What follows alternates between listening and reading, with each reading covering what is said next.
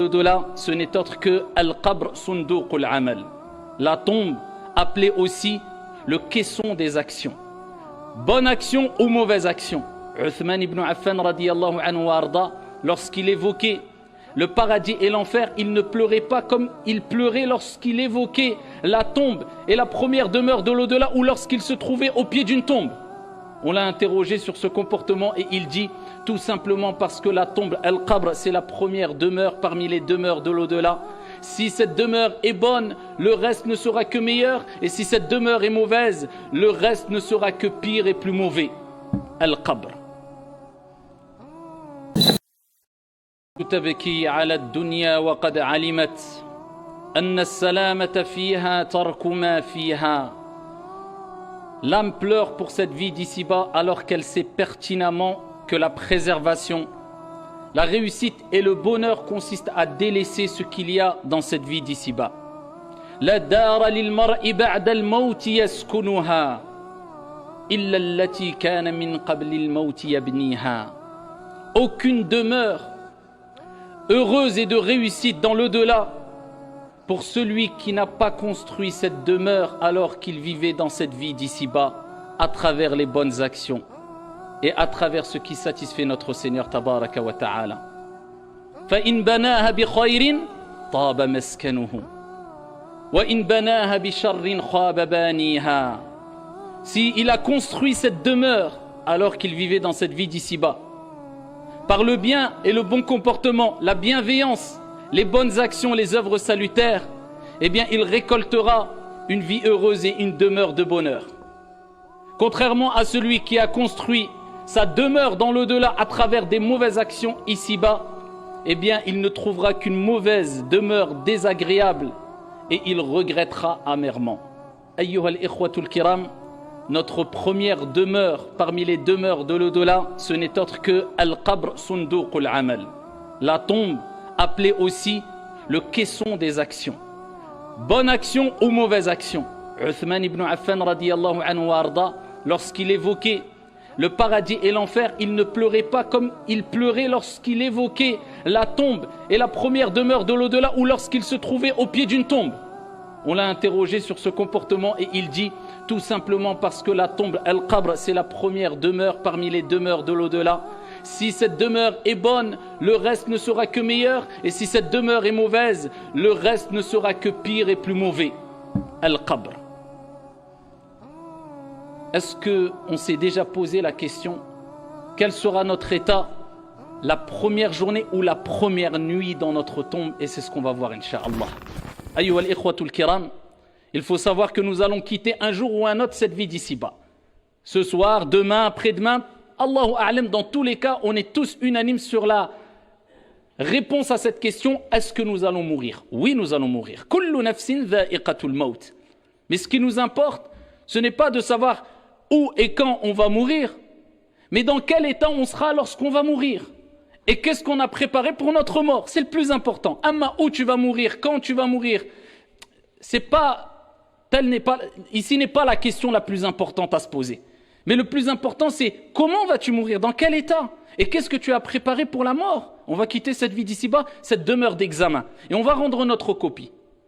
Notre copie, ce n'est autre que ce livre où tout a été inscrit par les anges al-malaïka, les nobles scribes qui ont eu l'ordre de noter tout. Petit et grand péché, petite et grande action, tout. فَمَنْ يَعْمَلْ مِثْقَالَ ذَرَّةٍ ذَرَّةٍ خَيْرًا يَرَهُ وَمَنْ يَعْمَلْ مِثْقَالَ ذَرَّةٍ شَرًّا يَرَهُ. Celui qui a fait le poids d'un atome tout petit, minuscule, le poids d'un atome de bien, il le verra, car ton Seigneur est juste et équitable. Et celui qui a fait le poids d'un atome de mal, il le verra, car tout est inscrit et on te dira au jour de la résurrection, Iqra kitabak, lis ton livre. Wa ma kana rabbuka nasiya, et ton Seigneur n'oublie rien. Tout sera inscrit. Eh bien, quand tu rendras ta copie, eh bien là, les choses sérieuses vont vraiment commencer. Et ça commence par as-sakarat wal-kurubat, l'agonie de la mort. Vous savez que même le prophète, alayhi salatu wassalam, alladhi ghufira lahu ma taqaddama min dhanbihi wa ma ta'akhkhar, celui dont on a pardonné ses péchés présents, passés et futurs, eh bien, a souffert lors de ces derniers instants de sa vie, non pas parce que c'était une punition, mais toute épreuve qui nous arrive à nous en tant que croyants, nous avons cette conviction-là, ce n'est que bien et purification et récompense au jour dernier. Donc tout ce qui nous arrive, khair, insha'Allah. Ce n'est que du bien, alhamdulillah. C'est pour cela que le bien-aimé, celui qui était le plus aimé parmi les êtres humains, auprès d'Allah subhanahu wa ta'ala, Dieu l'a éprouvé. Non pas parce qu'il ne l'aime pas, mais au contraire parce qu'il l'aime. Donc quand Dieu t'éprouve, c'est parce que Dieu t'aime. Et parce qu'il aime te voir patienter. Et patienter, c'est une preuve d'amour vis-à-vis de ton Seigneur tabaraka wa ta'ala. Et quand tu prouves ton amour à Allah, eh bien Allah azza wa jal te donne ce cadeau qui est le meilleur et le plus beau des cadeaux, son amour subhanahu wa ta'ala. Allah t'aimera insha'Allah tabaraka wa ta'ala. Le prophète alayhi salatu wa sallam trempait sa main dans de l'eau, essuyait son visage et disait La ilaha illallah, inna lil mawti la sakarat. Il n'y a de divinité digne d'être adorée qu'Allah subhanahu wa ta'ala. Certes, la mort a son agonie et il a souffert. Pour l'élever en degré dans les plus hautes sphères au paradis alayhi salatu wa sallam. Donc, quelque part, souffrir, être malade avant la mort, c'est un bon signe. Ce n'est pas un mauvais signe qui laisserait croire que Dieu te châtie. Non, Dieu te purifie et veut te purifier tout au long de ta vie à travers les épreuves, à travers les problèmes, à travers les soucis. Et plus tu patientes, et plus tu restes ferme, et plus tu réussis ces examens, ces différents examens qui feront que Dieu te purifiera et ne cessera de te purifier jusqu'à ce que tu rencontres ton Seigneur alors qu'il est satisfait de toi, subhanahu wa ta'ala.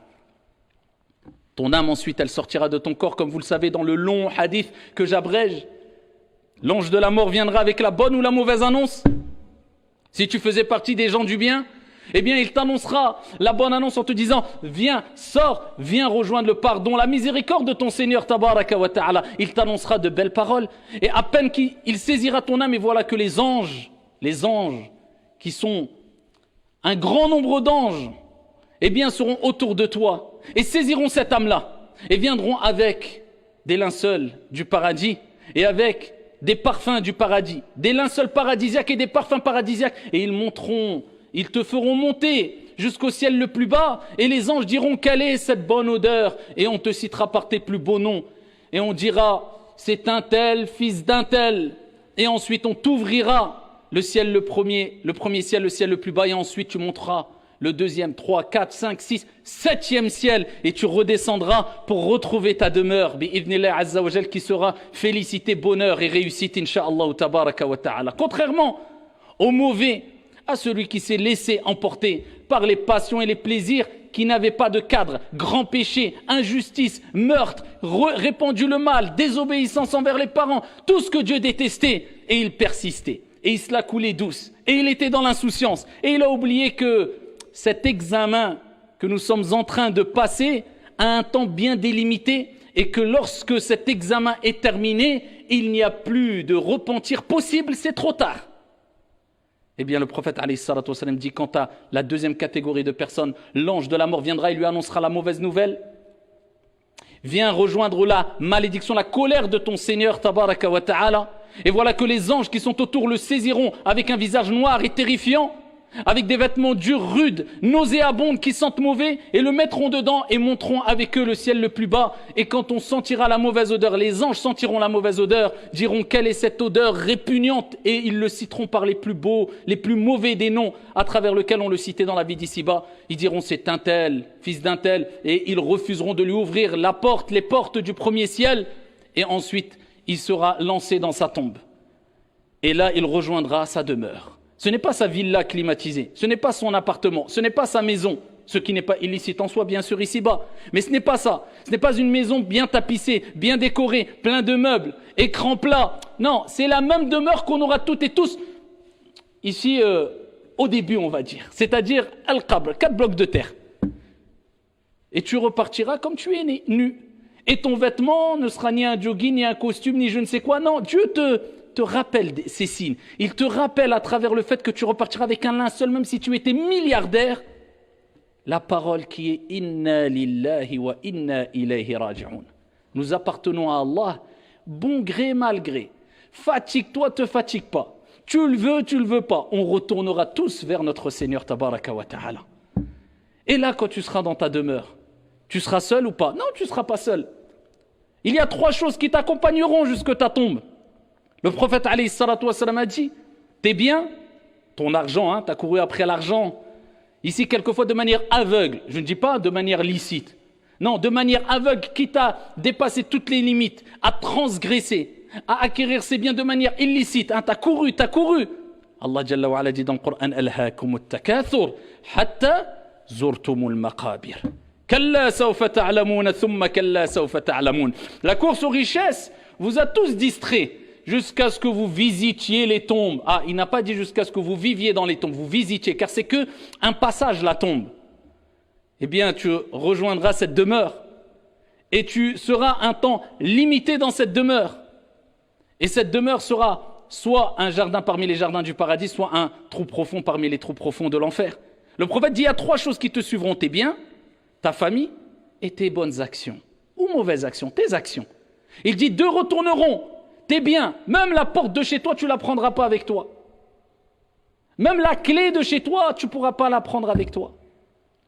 J'ai acheté une maison quelquefois de manière illicite en passant par riba et tout, en étant très fier. On peut être fier si on l'a fait de manière licite et que cette vie d'ici-bas, ce matériel, même si tu as une villa avec piscine, si tu as ce que tu peux avoir ce que tu veux, personne ne peut rendre illicite ce que Dieu a rendu licite, mais à partir du moment où ça ne te détourne pas du rappel de ton Seigneur, ça ne te pousse pas à l'orgueil, ça ne te pousse pas au péché, à partir de ce moment-là, il n'y a aucun problème. Mais des gens qui sont prêts à transgresser tout pour avoir des grandes demeures, ils pensent que c'est l'objectif suprême. Pensez-vous qu'ils ont pu prendre avec eux ne serait-ce que la clé de chez eux? Les biens repartent, le prophète a dit. Tout ton argent, tes biens, tu prendras rien. C'est tes héritiers, ils vont peut-être se disputer, peut-être même se disputer pour les avoir alors que tu as travaillé toute ta vie pour cela. Combien de milliardaires arrivent à 70 ans, 80 ans, 90 ans, ils sont milliardaires, ils n'ont pas profité du tiers de ce qu'ils ont. Et après, vous voyez que ce n'est pas un objectif suprême ou ce n'est pas un objectif ici unique à atteindre dans cette vie d'ici-bas. C'est simplement un moyen pour pouvoir vivre, s'épanouir si tu veux. Mais ton objectif suprême, c'est la demeure de l'au-delà. Si tu as compris cela, profite de cette vie d'ici-bas. La haraj. Il n'y a aucun problème. Vis, amuse-toi, profite. Si tu as compris la règle que j'ai précitée ou que j'ai citée précédemment, c'est bon, il n'y a pas de problème. Eh bien, les biens repartiront. La famille repartiront. Tes amis, tes frères, ton épouse, ton époux, ton père, ta mère, les avocats, les juges, personne ne pourra t'aider. Tout seul avec tes actions. Tes actions? Bien sûr, tes actions. Quand tu seras dans ta tombe, le prophète alayhi salatu wassalam a dit, les gens de bien verront une personne, un homme au beau visage resplendissant. Et ils diront, mais qui es-tu? Tu n'inspires que le bien. Mais dis-moi qui es-tu? Et il dira, je suis tes bonnes actions. Je suis ton hajj, je suis ta prière à l'heure, je suis ta prière de l'fajr à l'heure, je suis tes aumônes, je suis ton bon comportement, je suis ta modestie, je suis tes qualités que tu avais ici-bas, je suis ta piété. Eh bien, Allah subhanahu wa ta'ala va représenter tes bonnes actions à travers un homme qui va t'annoncer la bonne nouvelle. Allah. Contrairement aux mauvais, le prophète alayhi salatu wassalam fi sahih dit, les mauvais verront un homme qui sera terrifiant. Imagine-toi, dans ta tombe, le noir, 4 blocs de terre, en plus. Eh bien, tu vois une personne terrifiante. Et il dira, mais qui es-tu? Tu m'inspires que le mal, tu me fais peur. Et il dira, je suis tes mauvaises actions. Tu ne te souviens pas, les péchés, az-zina, le haram, la tricherie, la tromperie, le mal, la médisance, la calomnie, les grands péchés, tout ce que tu faisais de mal et on t'exhortait. Eh bien, c'est moi maintenant. Et voilà, tu me trouves devant toi. Et il annoncera la mauvaise nouvelle. Et il sera dit au bon, préparez-lui un lit parmi les lits du paradis. Et étendez sa tombe. Et il sera dans un jardin parmi les jardins du paradis. Et le bon dira, Ya Allah, fais venir le jour dernier. J'ai hâte de rencontrer mes bien-aimés, ma famille et mes proches. Et pour lui, ça sera très court, la période dans la tombe. Amma l'autre, eh bien ici, il criera au désespoir. Et on dira, amenez-lui un lit de l'enfer. Wal'iyadhu billah. Et il vivra, et nous vivrons tous d'ailleurs, ce qu'on appelle la compression dans la tombe. Le prophète alayhi salatu wassalam a dit, toute personne vivra, ressentira la compression dans la tombe. Une compression. Tu vas te sentir ici comprimé dans ta tombe. Allahumma sallim sallim. Tout le monde. Pieux, vertueux, bon, mauvais, tout le monde. C'est pour ça que le prophète a dit, je n'ai jamais vu quelque chose de plus terrifiant que la tombe. Et la tombe est la demeure d'épreuves. C'est une demeure aussi, et c'est des épreuves, mais des épreuves difficiles. Des épreuves où tu ne pourras pas dire je me repens ou oh, non, c'est trop tard. C'est simplement tu payes la facture maintenant. Ça y est, tu as ta note. Et tu prends et tu ressens les conséquences de ta note, la note de ton examen. Est-ce qu'elle est bonne ou pas? Est-ce que tu t'es contenté de la moyenne ou pas? Est-ce que tu t'es contenté d'exceller ou pas? Est-ce que tu t'es contenté d'être le plus mauvais ou pas? Il a akhiré. La compression dans la tombe. Certains savants ont dit que la compression pour les croyants, les pieux, les bons, les vertueux, ne sera une compression comme qui correspond en donnant une image d'une personne qui te compresse, qui te serre dans ses bras quand il ne t'a pas vu depuis longtemps. Donc en fait, c'est une compression chaleureuse. D'autres ont dit non, ça sera une compression tout simplement, comme le prophète alayhi salatu wa salam a dit, mais pour le croyant bon et vertueux, eh bien cette compression sera très brève. Contrairement à l'autre catégorie de personnes, le mauvais, la compression durera jusqu'au jour dernier. Allah subhanahu wa ta'ala ne dit-il pas dans le Coran Hatta idha ja'a ahadahumul maut qala rabbi irji'un la'alli a'malu salihan fima tarakt kalla innaha kalimah huwa qailuha wa min wara'ihim barzakhun ila yawmi yub'athun.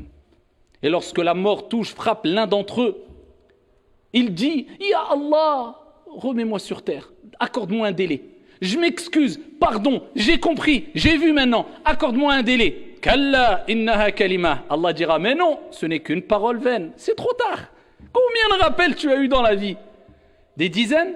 Des milliers, des millions de rappels. Et tu t'entêtais. Je ne parle pas de ceux qui pêchent et qui se repentent et qui font des efforts. La miséricorde de Dieu dépasse sa colère. Non, ceux qui persistaient, ceux qui niaient, ceux qui banalisaient le mal. Là, c'est problématique. Allah, il dit, et derrière eux, une barrière. C'est le monde intermédiaire. Jusqu'au jour où ils seront ressuscités, présentés devant Allah, c'est-à-dire la tombe. Là, non, maintenant, c'est trop tard. Et là, tu seras interrogé, comme vous le savez, dans votre tombe. Man rabbuk ma dinuk? Quel est ton Seigneur? Ceux qui ont vraiment aimé Dieu diront Rabbi Allahu haqqa. Mon Seigneur est réellement Allah. Parce qu'il n'a pas adoré Dieu par tradition, mais par conviction et sincérité, conformité. Il n'a donné aucun associé à Allah subhanahu wa ta'ala. Il a voué un culte exclusif à son Seigneur. Celui-là dira Rabbi Allahu haqqa. Quelle est ta religion? Parce qu'il a appliqué l'islam. Il dira ma religion c'est l'islam. Il a vécu avec l'islam. Ce n'était pas des paillettes, ce n'était pas une mode, mais c'était vraiment des convictions. Et il montrait à travers son bon comportement son appartenance à l'islam. Il n'y avait pas de grande contradiction. Que dis-tu de cet homme qui a été envoyé, Mohammed? Il dira Mohammed est mon envoyé. Mohammed alayhi salatu wa salam est le dernier des envoyés. Pourquoi? Parce qu'il a suivi la voie du prophète, l'exemple, la méthodologie, le comportement du prophète Mohammed alayhi salatu wa salam. Contrairement à l'autre qui dira, comme le prophète a mentionné dans le hadith, il dira j'ai entendu parler. Vous me direz maintenant, comment être préservé alors du châtiment de la tombe? Eh bien, je vous citerai plusieurs hadiths si on avait le temps, mais permettez-moi de vous citer juste 2 hadiths. Le premier hadith rapporté par Al-Hakim, bisanadin Hassan.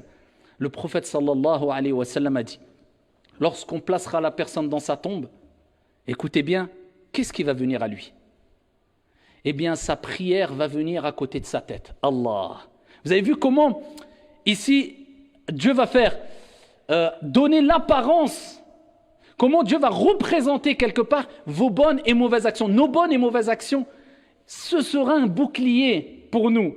Vous voyez, quand on dit c'est dur pour se lever à Salat al-Subh, non, mais je sais que la récompense est grande. C'est un réconfort ici-bas, un apaisement, un soutien de Dieu. Le bonheur ici-bas, mais en plus de ça, c'est un bouclier et une protection dans l'au-delà. Le prophète, il dit la prière, elle viendra. T'es dans ta tombe, salah, elle vient. Toutes tes prières, Subh, al-Dhuhr, al-Asr, al-Maghrib, al-Isha, al-Nawafil, Salat al-Tarawih, toutes tes prières vont venir comme une armée. Et il se pose à côté de ta tête. Il dit as-siyam, Allah. Il dit le jeûne, an yamini, sur sa droite. Le jeûne, il va se mettre à ta droite. Regardez la couverture. Il reste à la gauche.